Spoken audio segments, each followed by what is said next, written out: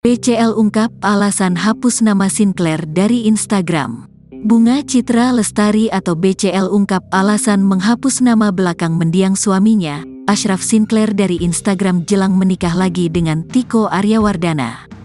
Menurut BCL, ia sebenarnya sudah lama ingin mengganti nama akun media sosialnya. Pasalnya, ibu satu anak ini merasa sudah tidak bisa menggunakannya lagi setelah Ashraf Sinclair meninggal dunia. Namun BCL belum sempat menggantinya karena masih berduka. "Aku kan sebenarnya sejak Ashraf udah enggak bisa pakai nama itu lagi sebenarnya kan," kata Bunga dikutip dari Rumpi Trans TV. "Jadi aku mau ganti tapi kan kita masih ngelewatin masa duka segala macam," lanjut Bunga.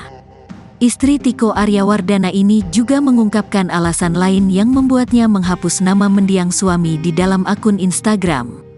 "Akhirnya aku pikir, when we want to have a new start, mungkin memang harus ganti namanya," ungkap BCL.